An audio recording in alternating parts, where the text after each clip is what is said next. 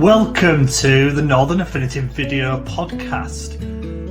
During this session, we will be having an unedited discussion with an expert. And what I'll be planning to do is, during our discussion, get them to teach me something. Teach me about something that's of interest, but also they are an expert in. I'm Michael Edwards and I'm the founder of the Northern Affinity. And I will tap into our wonderful community to bring you along on my drive for self-improvement and my desire to learn.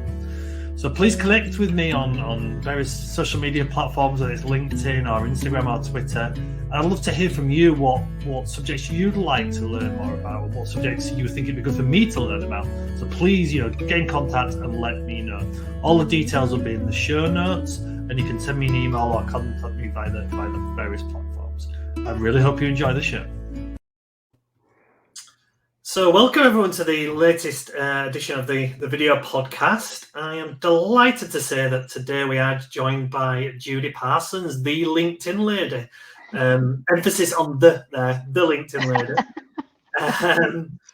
So obviously you probably would guess that we're going to talk about LinkedIn today, but we're going to go to a little bit more specifics on that. And we're going to, basically Judy's going to teach me why I need a LinkedIn plan. I would openly admit that I probably don't have a formal plan. I probably have more of a habit than anything else, but Judy's going to help me with this today. So firstly, welcome, Judy. Thanks for joining us. Lovely. Thank you so much indeed. Great to be here, Michael. I think the first thing we should cover before we go into a little bit more detail is, I guess, probably most people know what LinkedIn is and why it's there, but do you want to kind of tell us why LinkedIn, what benefits people get from it, that kind of thing? I'm sure this is something you've said a million times before, so I don't need to, but it'd be good to hear from you, from someone who is an expert on this. Yeah, no, thank you. I mean, it is a great, what is LinkedIn? Why should you use it? And, it's a place I always like to start from, because I don't think people always appreciate actually what LinkedIn can do for you and what it actually is, because we all obviously see it as a social media platform, don't we? And I love what you said, that it's a habit for you. And I think that's really important. It is about having habits and using LinkedIn. So it's having a good habit and using your time effectively.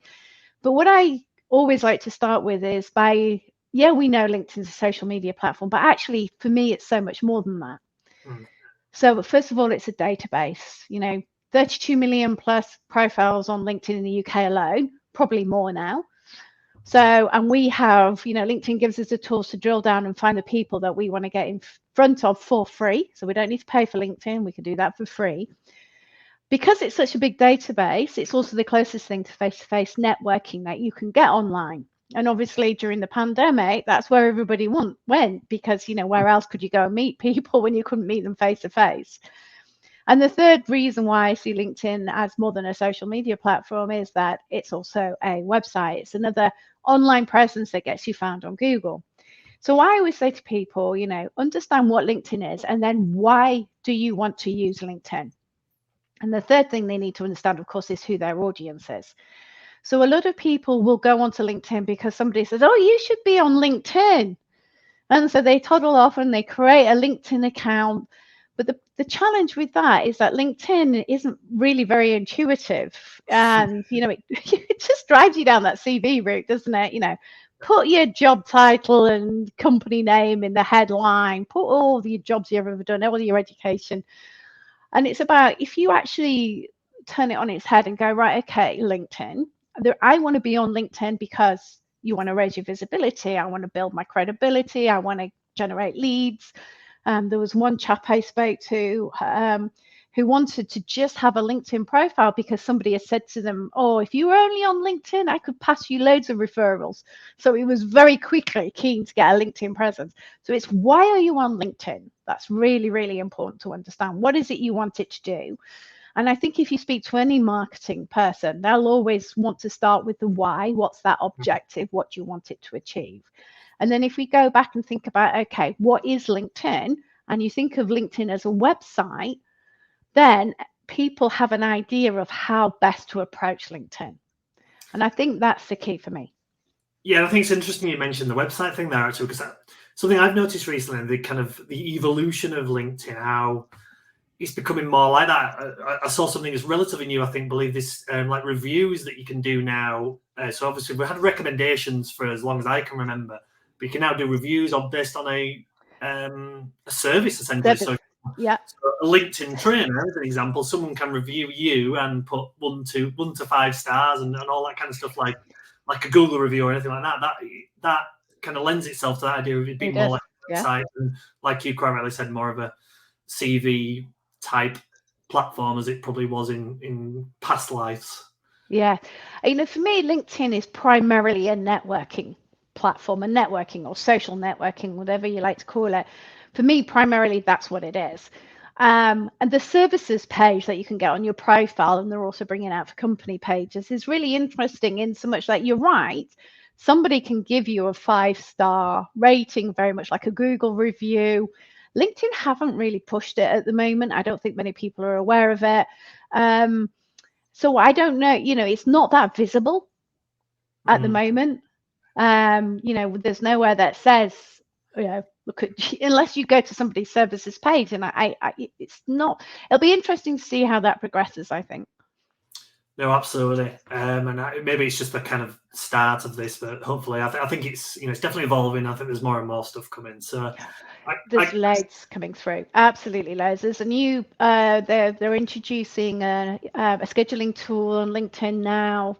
There's just so many things coming through that are being slowly introduced, for sure. So I'm probably, it's probably important to say that I'm a bit of a LinkedIn fanboy. So I'm going to kind of be trying to be as objective as possible during this discussion. I think it's a brilliant platform and has really helped me in what I do with Northern Affinity. So, but I'm going to be as objective as possible with this. So, I guess let's go to the kind of main subject and around planning. So, I said to you, Judy, I just make it up as I go along. I don't, I go on LinkedIn and I'll post now and again and I'll respond to comments and all this kind of stuff, but I don't really think about it too much. You then need to say to me, okay, you need a plan because. So what's the because? Why do I need a plan?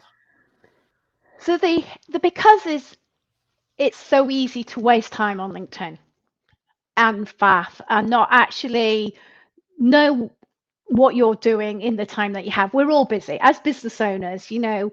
We've got the sale, we've got the marketing to do, we've got the sales, we've got the client delivery, we've got the admin and everything else. So as business owners, we've got a lot of balls to juggle. So we don't have time to spend all day, every day on LinkedIn. So we need to have a plan of action, something that we can follow, so we know what we're doing on a day-to-day basis to help us achieve our objectives on LinkedIn. So whether that is, raise your profile, get referrals or new clients, whatever it is that you're looking for. And that's why we need a plan. And I think you could ask any other marketing person about the same question. Why do you need a plan for this? Why do you need a plan for that? Because otherwise you're just putting stuff out there and it's very reactive. And what we want to be is proactive. So we need to know, we need to stop faffing and wasting time. Very easy. I know I keep saying LinkedIn is not a social media platform, but it's so easy just to be scrolling through your news feed and, and suddenly half an hour's gone. And, what actually have you done apart from you've engaged? You might have just been liking, that's easy, like, see what's occurring. As I say, if you've not really put any thought into who you're connecting with, for example, you might just be getting loads of stuff on your newsfeed which you don't like, and so that just makes you irate. I hate LinkedIn because I just see a load of rubbish. Who are you connected with?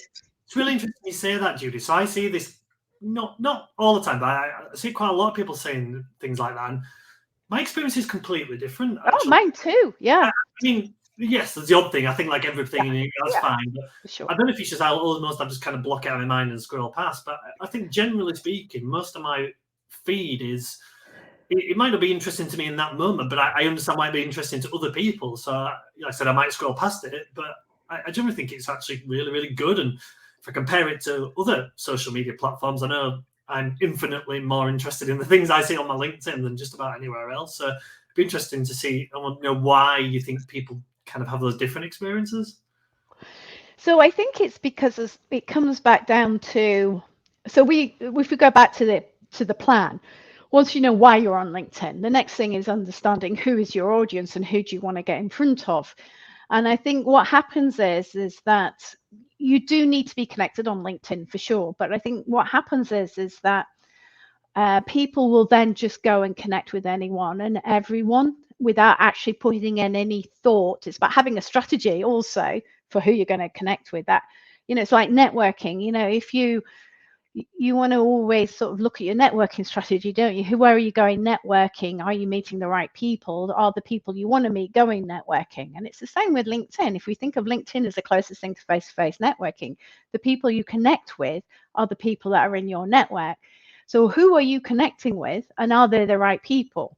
And obviously, what will happen is once we connect with somebody or we follow somebody or they follow us, we're more likely to see their activity in our newsfeed. So if we are just random in terms of who we're connecting with, then that's where you've got the potential to see things in your newsfeed that actually you have no interest in and that you think it's rubbish. And then, God forbid, anybody actually engages with those posts, because that just then makes it worse, because then you're sending signals. If you're going, I think this post is rubbish, or you wouldn't say that, but whatever you would say, if you engage with the post that you don't like, LinkedIn doesn't know that you don't like it. It thinks, oh, you've engaged with it, so you get more of the same. So, that for me is the biggest reason, I think. And a lot of times people, and it works with your posts as well, but often by going in and looking back at who have I connected with, do I want to clean my connections up, often has a huge positive impact on their LinkedIn, both on what they're seeing and also on their own posts as well. Is this kind of where actually we're kind of coming to the plan where it's important? So you in terms of your feed, so you might decide, obviously you kind of got short, medium, long-term plans. One thing you might do to help with your feed is say, okay, well, the next month I'm going to spend 10, 15 minutes every single day interacting with people who are putting good content out there. And obviously what good content is to you and different people, that's obviously up to an individual. But over that time, you're telling the LinkedIn algorithm essentially, this is the type of thing I want. So therefore, actually, in the long term, it becomes an easier thing because you don't have to go searching that. Does that make sense? It does. And I think that's why you and I don't have such a problem with our feed, because we have been training and teaching the algorithm what it is that we want to see. So you have to, it's in terms of the groups you join, the hashtags you follow, the people you connect with, the people you engage with. That's all sending signals to the LinkedIn algorithm in terms of what it thinks that you then want to see. And that will then, so then that impacts your experience on LinkedIn. So if you're not having a good experience, if it's not right for you, it's going back, well, what am I doing? What do I need to change? How can I change it? Who do I want to get in front of? Whose content do I want to see? And things like that. That makes sense. Yeah. And I guess then kind of taking the next step further with the plan, what kind of things should you be putting in your plan? And I guess it's something around posting, something about connections, something about commenting. What type of thing would you advise someone, especially maybe if they're not seeing good things come from it? Well, where do they need to start? So I always start with profiles first. So profile isn't something that you would do on a day-to-day basis, because once it's done, it's kind of passive. But it's really, really important that that profile is done first. Because if we go back to what's our objective, let's say your objective is to help you open the door to conversations. Let's have generate those opportunities, people who know what it is you do and who want to talk to you.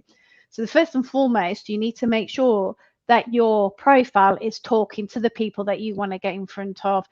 Because once you start going and implementing the plan and getting active on LinkedIn, you're going to be driving people to your profile, which is what we want ultimately.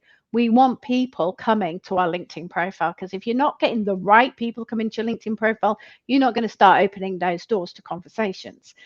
So I will bang on a lot about profiles. It's important to think about, it's your professional brand. What do you want people to know, think, and feel about you? You've got the lovely featured section, so you can keep that fresh. Maybe put your latest blog or article on there, and things like that. So that's always the first step. Make sure that you've got a good profile. It positions you as the expert and why somebody should want to have a conversation with you.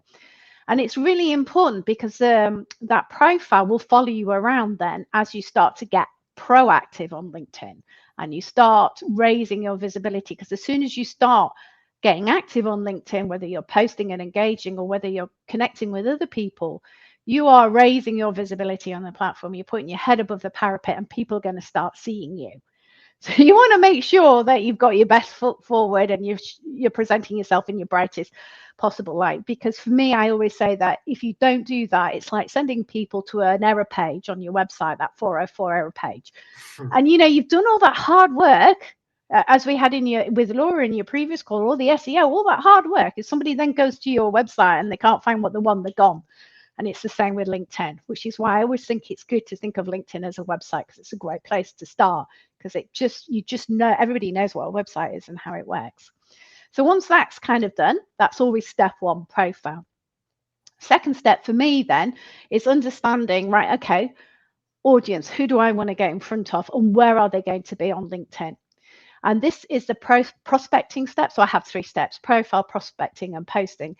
And prospecting is an important step to do next, because that is all about building your network of the people that you want to get in front of and who's your audience. And this is the mistake that people make. And I think we've already alluded to this, is that you just go in and connect with anyone and everyone because you think that you need a big network. Your bigger your network, the better. And that is not the case at all, unfortunately. It's a really fine line between quantity and quality. You need an engaged network. So you want people who are going to be interested in what you've got to post. So this building your network, this prospecting is a very proactive step. And LinkedIn gives you loads of ways to go in and find people. And then it's working out, okay, who do I want to get in front of? Where are they on LinkedIn? And how am I going to get in front of them? And so it's like, okay, what's the most effective way for me to do that? And that's a key part of your plan. And then you're going to be building your network with the right people, which will then in turn support your posts. So it's a very important step to do next once you've done your profile. Absolutely. One thing I made a note of there actually is, firstly, I need to update my profile. I'll check that. And secondly, you just mentioned very briefly there the previous podcast we did with Laura, and we talked about SEO.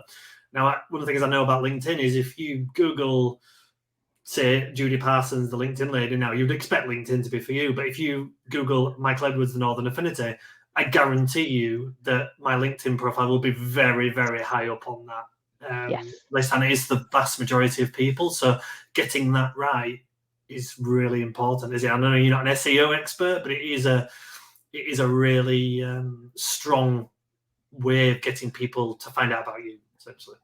100%.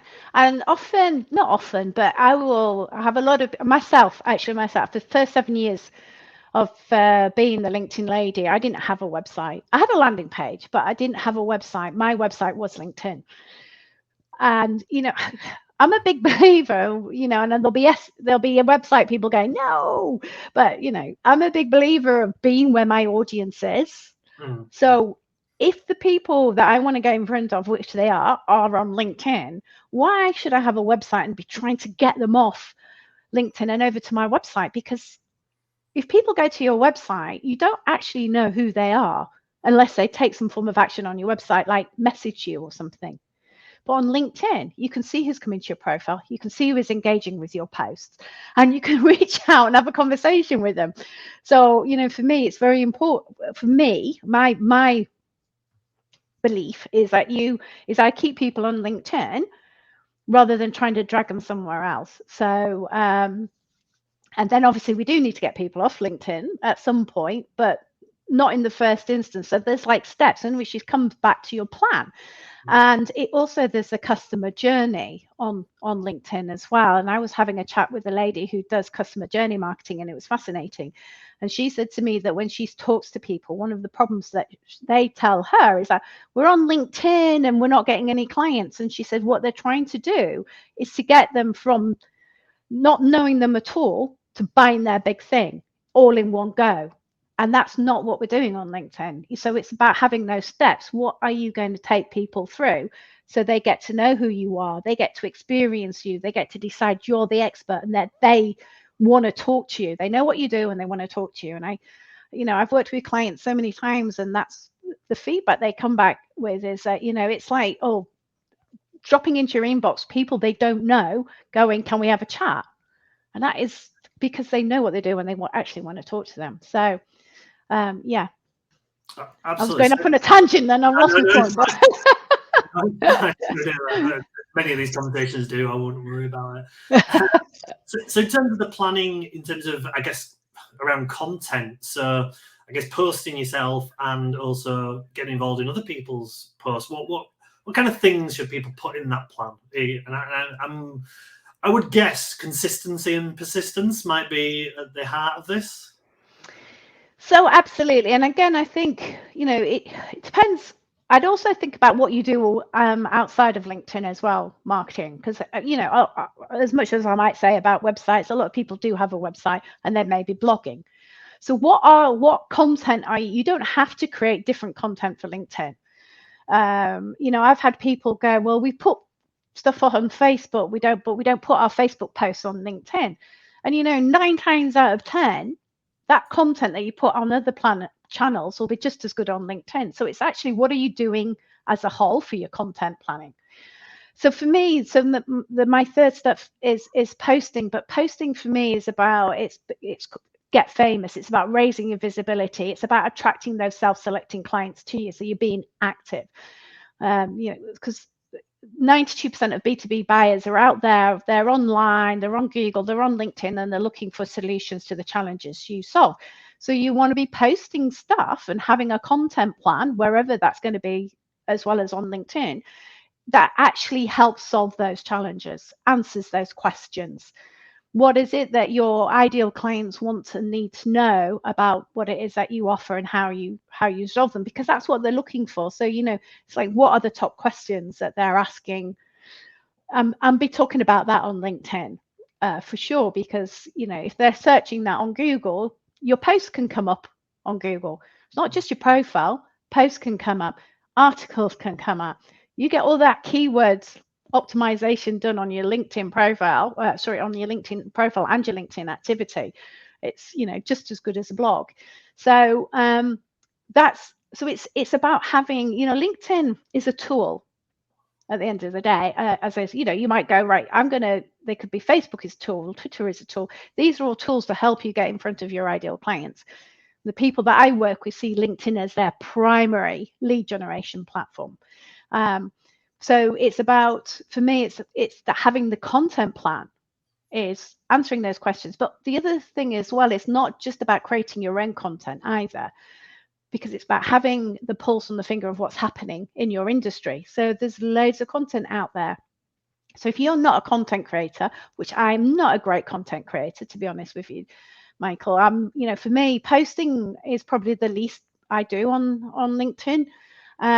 Because I'm not a natural content creator, but what I can do is go and curate other people's content.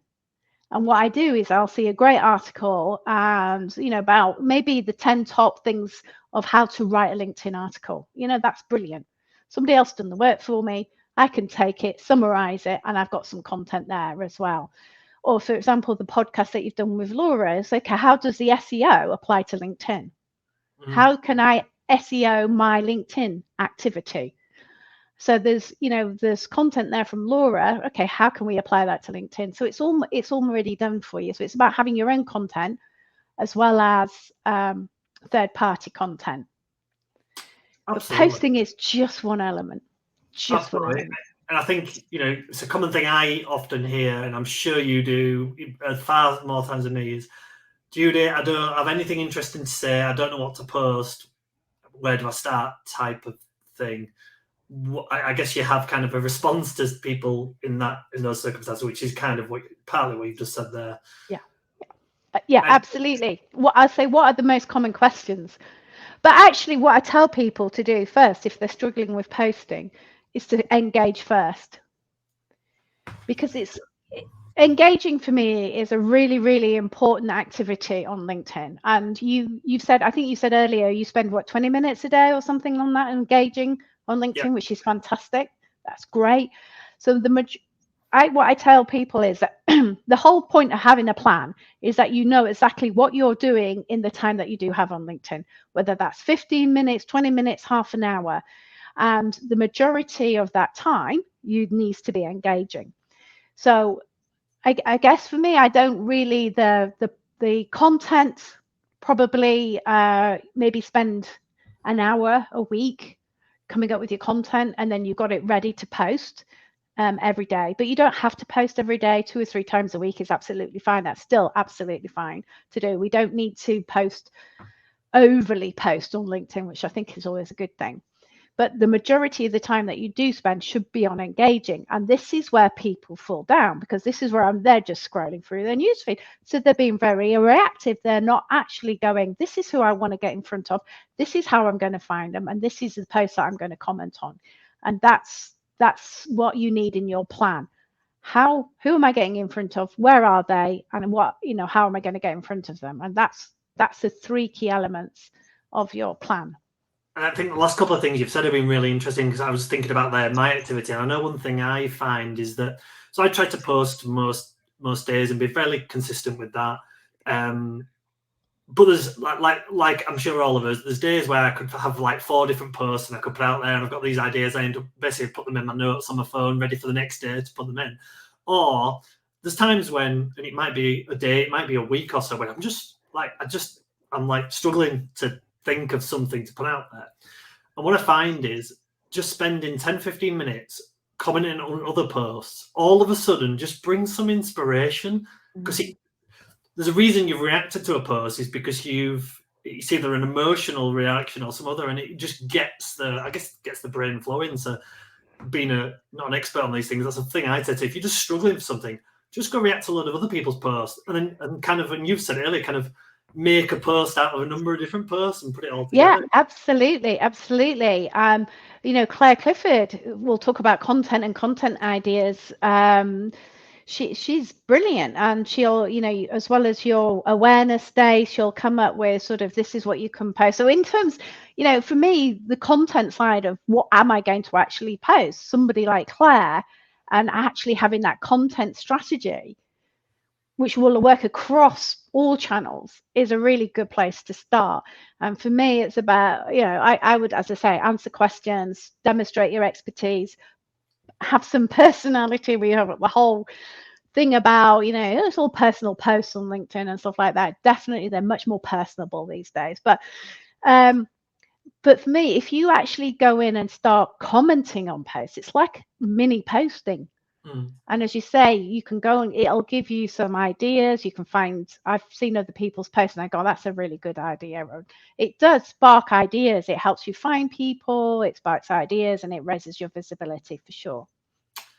Absolutely. So one thing you've kind of touched on a couple of times around time and people getting lost in it all. And I'm guilty, and I'm sure anyone listening or watching this at some point has been guilty of getting lost in the various social media platforms, because if anyone has read any books about them, that's what they're designed to do, for you to stay on there as long as possible. So one day, obviously, LinkedIn is generally, as a professional business platform, is people don't want to spend too much time on them because they've got things to do, essentially they've got their work to do. So when you're working with people, how do you kind of get them to make sure that they, I guess, and it goes back to the planning plan, to put X number of minutes in the diary and make the use of that? So again, you really have to be really clear on why you're on LinkedIn. Business development, sales, generating clients. Companies employ full-time salespeople to do this job. If LinkedIn is one of your key or your primary lead generation platform, it has to be you have to commit to using it as part of your day-to-day sales and marketing activity, for sure. It's like going networking. Whenever I say to people, how do you generate leads? 9 times out of 10, it's networking and word of mouth referrals. So if you're going networking to generate leads, you have to actually go to the networks. You actually have to, do you know what I mean? You have to have a strategy for them. You can't just be a member of a group. I couldn't just be a member of the Northern Affinity and then never participate and expect all these leads. Not that I'm a reason, but you know what I mean? I can't You can't just join something and never go to it. You've got to commit to it, and it's got to be consistent activity, as you said before. So my point with LinkedIn is, right, okay, you've got to see it as one of your key marketing activities. So then it's got to be part of your day-to-day sales and marketing activity. Even if it's not daily, it should be 2, 3, 4 times, probably not more than 2, but 3 or 4 times a week. You should be on there at least. And then, how long, it's a common question, how long should I be on there? And it's like, how long is a piece of string? You can be on there all day, every day. Or but the more you put into LinkedIn, the more you'll get out of it, for sure. But what I say to people is set a timer, and this is why having a plan is so important.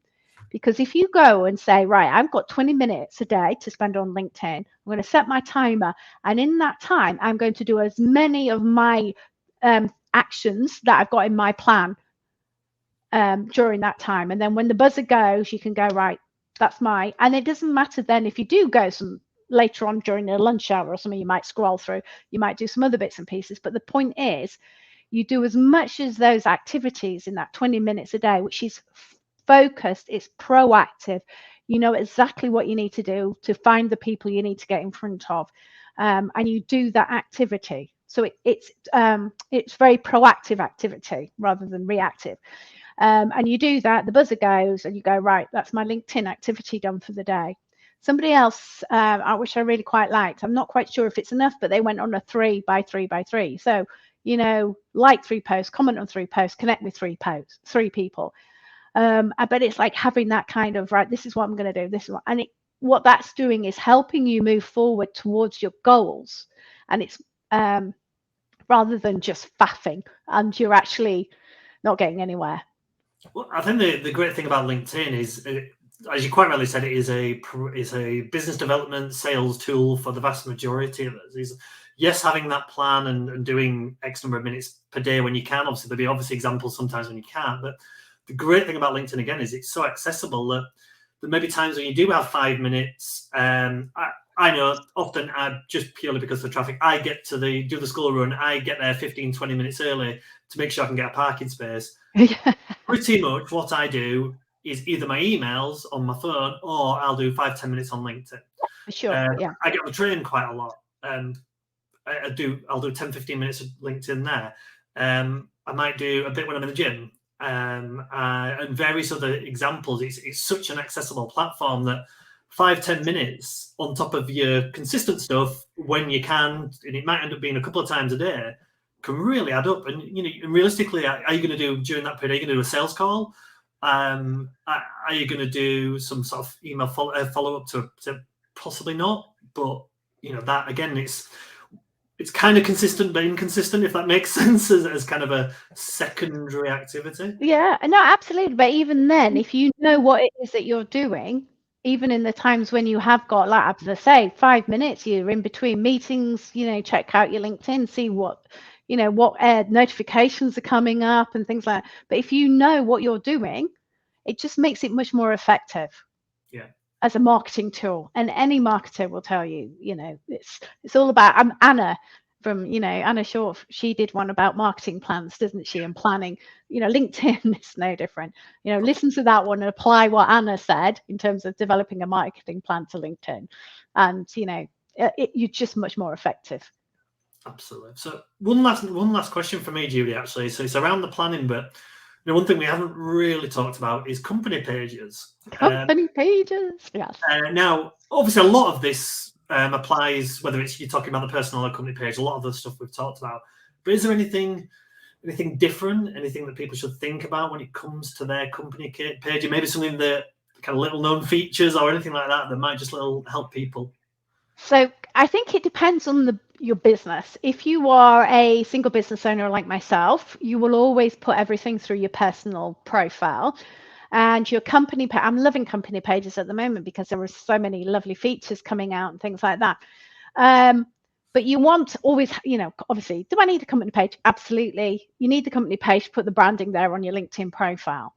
So the thing with company pages is that from a single business owner perspective is that when you post on your company page, only the people who follow the company page will see the post. So often you'll have more individual connections than you will have followers and things like that. Where you have employees, like for the Northern Affinity, it's been very, very beneficial, hasn't it, have the company page, because you can get much more interaction now with employees. You can notify employees. You can actually see the posts that employees are posting and engage on them as the company now these days.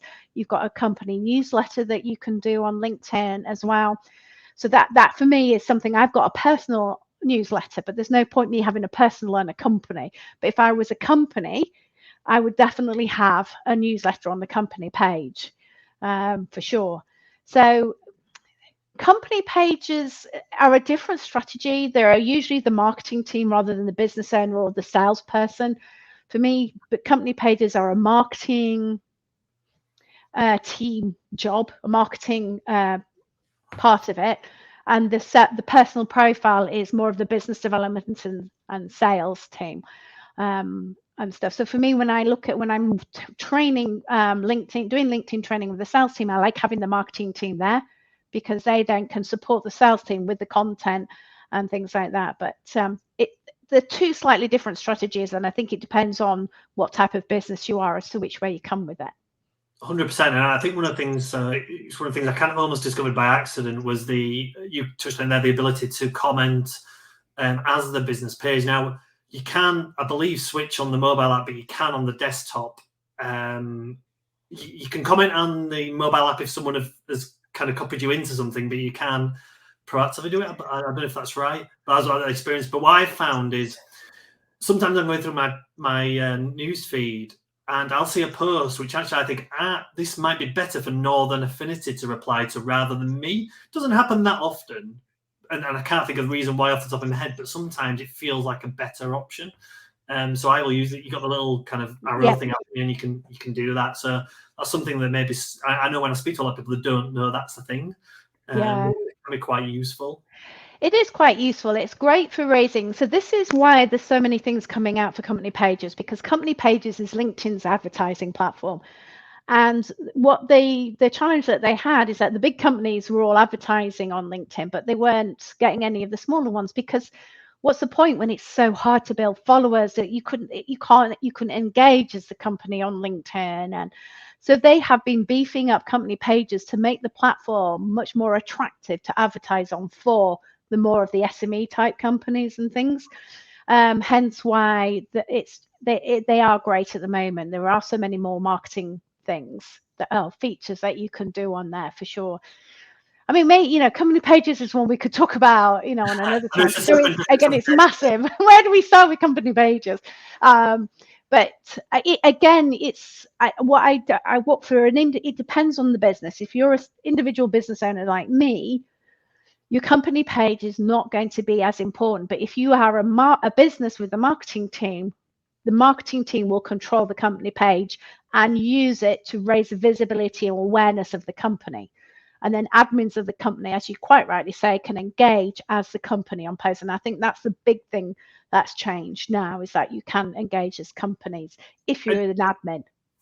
I was just thinking about that, and the benefit of the engagement now is probably the most default setting for getting in contact with businesses for most of us as individuals has been Twitter over the last few years. It's kind of the place essentially where you go to engage with the company, isn't it? You to essentially complain sometimes. We all know that there's obviously various things going on with that platform at the moment. There is maybe an opportunity for LinkedIn to, as company pages become more relevant, actually to take over that traffic. So that could be interesting. Just something I've just thought of off the top of my head there, but interesting.